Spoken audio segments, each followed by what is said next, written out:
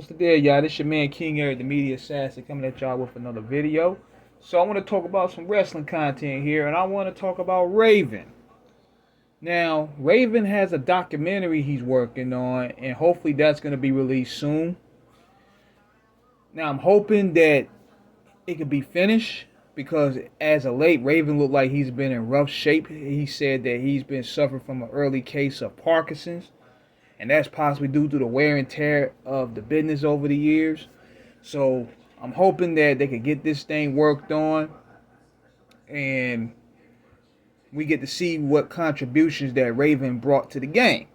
Now, first and foremost, salute to Paul Heyman, the greatest booker of all time. I said it. What he did with ECW was something that should be convoluted, but also revolutionary. Because, see, he didn't have what Vince McMahon did. See, Vince McMahon took already polished stars, just put them on a bigger platform, gave them a paint job, and they took off to the stratosphere. What Paul E did is he took castaways from different promotions. This guy could be too fat. This guy could have an attitude problem. This guy could have been injury prone. This guy could have been a bad worker. Whatever. He made these guys stars by focusing on their strengths. And we talk about guys like Tommy Dreamer, Sandman, Sabu, the Dudleys, the Gangsters, Jerry Lynn, RVD, the Eliminators. A lot of these guys couldn't make WCW and WWF. But ECW was the place. And now we're talking Raven. Y'all remember how Raven started out? Raven was basically a jobber. He was a joke. Look at the old WCW day where he was Scotty Flamingo. Then when he got signed to WWF, he became Johnny Polo. He was doing commentary with Vince.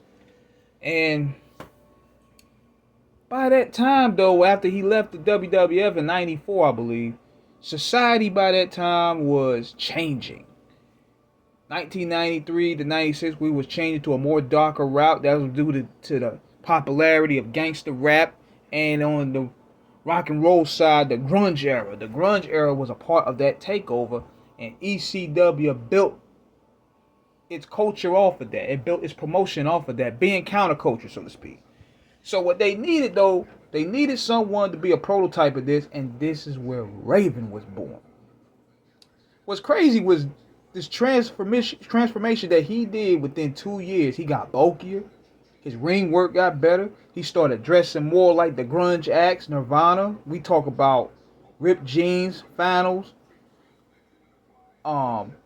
He dressed basically like Kurt Cobain.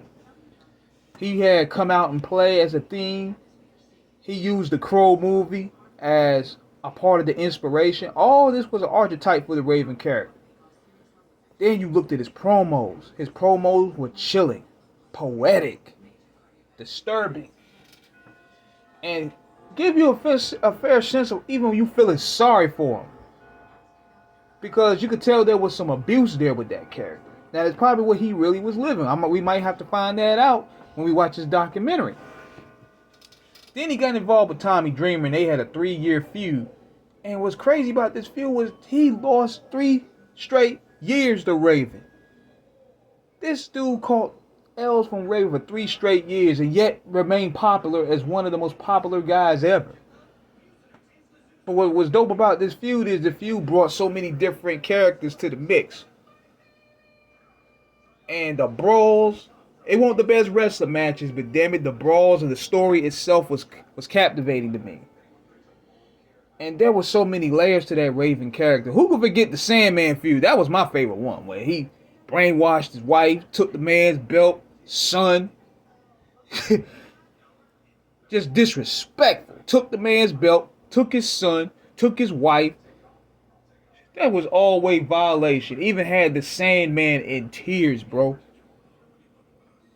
But then he left for WCW, and he made more money than he ever did.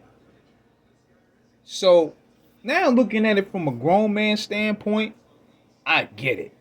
It was a wise move because he could get health insurance, he could get dental, because WCW was considered a safer environment. He could get surgery without paying out of his pocket. You know ECW had no damn insurance. But it protected his wrestlers as well. But see, at that time, Paul Lee won't hearing that shit. He thought Raven, along with Stevie Richards, who went with him, Perry Saturn went with him, thought they was selling out. We weren't trying to hear it either, because we were fans. We was fucking with ECW. We was like, man, we ain't trying to hear that shit. But Raven, to his credit, actually had a good run there. We talk about Raven's flock. We talk about the TV belt, the US belt. He had great mid-card matches with Jericho and Chris Benoit and Perry Saturn, DDP. He had some great matches. But then he had the entertaining Vingettes. He was basically a spoiled rich kid. It was funny. But then WCW went through his bullshit and let Raven go. And then Raven went back to ECW around late 1999, I believe. And you could tell even with this run here that Heyman basically jobbed Raven out through the whole run as some get back because of the way he left. This was Paul Heyman's way of getting back at Raven. He basically used Raven as a job boy to put the Impact players over, which was just incredible in Lance Storm.